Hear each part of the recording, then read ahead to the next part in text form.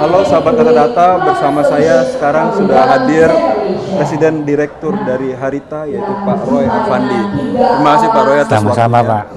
Saya ingin menanyakan beberapa poin pertanyaan Pak Roy. Yang pertama adalah bagaimana sebenarnya inisiatif-inisiatif dari Harita Group yang merupakan sebuah perusahaan tambang nikel yang tentu saja merupakan sebuah industri yang ekstraktif, tapi bagaimana kemudian bisa menjalankan prinsip-prinsip keberlanjutan baik dari sisi produksinya maupun dari proses kerjanya.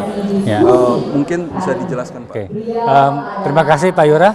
Kami merupakan satu perusahaan integrasi nikel secara terpadu, di mana dari penambangan sampai produksi bahan baku untuk baterai mobil listrik. Nah, kami menerapkan namanya good mining practice, di mana kami selalu berusaha patuh terhadap aturan-aturan yang ada dalam hal penambangan, dan juga kami dengan serius mengelola limbah-limbah dari hasil produksi kami.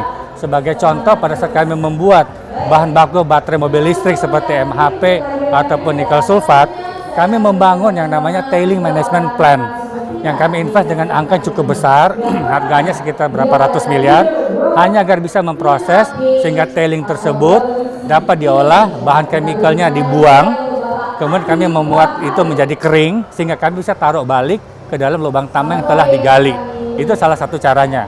Kedua, untuk bahan limbah dari smelter yang tadi saya sebutkan di presentasi, kami mengolah menjadi batako, Pak. Batako ini kemudian kami pakai untuk bangun bangunan di sana, kantor, pabrik. Itu menggunakan batako-batako dari limbah dari nikel slag itu. Kami juga membuat cor-coran beton itu untuk jalanan-jalan. Jadi kami melakukan pengerasan jalan itu menggunakan limbah dari smelter, Pak. Itu salah satu contoh. Terkait sustainability, kami juga berupaya untuk menggunakan renewable option seperti pembangkit listrik tenaga solar yang kami akan bangun secara bertahap. Misalnya dalam waktu 2 tahun ke depan, kami akan coba bangun sebanyak 300 megawatt. Kurang lebih seperti itu. Mereplace PLTU yang akan menambah dari yang sudah ada. Yang penting itu adalah sebuah transisi yang seperti Betul, betul. Di luar itu dari sisi outputnya Pak, Ya. dari produksinya sendiri. Ya. Ini kita ketahui kemudian kan sudah ada hilirisasi Ya. dari produksi nikel. Betul. Ini.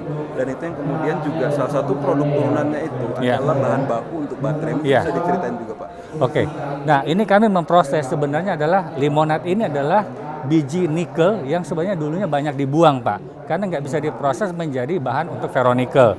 Karena limonat ini mengandung nikel yang cukup rendah kadarnya. Nah, dengan teknologi HPAL ini kami bisa mengolah limonat tadi menjadi bahan baku baterai mobil listrik yang disebut dengan MHP.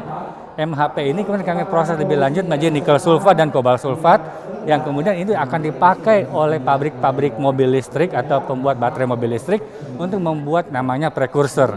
Prekursor ini untuk membuat lagi lanjutan adalah katoda. Nah, katoda dengan anoda nanti digabung menjadi baterainya sendiri, Pak. Nah, kami udah sampai tahap seperti itu, Pak, untuk membuat nikel sulfat dan kobalt sulfat saat ini, Pak. Jadi produksi dari Harita sendiri ini sudah menuju tiga tahap lagi. Betul. Kemudian menjadi baterai. Betul. Dan itu masuk Ya. ke ekosistem kendaraan. Iya, iya, iya. Di luar itu Pak, mungkin satu lagi adalah bagaimana grand design dari Harita Group sendiri dalam mencapai target-target terkait dengan net zero emission ini mungkin bisa di. Oke. Salah satunya tadi Pak yang rencana kami menggunakan pembangkit listrik tenaga solar. Kemudian kami juga mengolah itu yang namanya minyak jelantah. Di sana kan kami ada punya karyawan sekitar 30.000 yang butuh makanan, Pak. Di mana prosesnya kan menggunakan minyak goreng. Minyak goreng yang telah dipakai dalam proses pembuatan makanan namanya jelantah ini, kami proses lebih lanjut, kami bawa untuk membuat menghasilkan panas untuk menggerakkan rotary kiln di pabrik smelter kami. Itu salah satu contohnya, Pak, yang kita gunakan seperti itu. Contoh yang lain kita pakai adalah bagaimana kita menangkap panas dari AC yang kami pakai di kantor-kantor kami untuk memanaskan water heater mesin yang ada di sana, Pak. Di luar itu kami juga menggunakan biodiesel dengan persentase 35%, lebih tinggi dari yang diterapkan oleh pemerintah sebanyak 30%, Pak. Ya, terima kasih banyak. Terima kasih.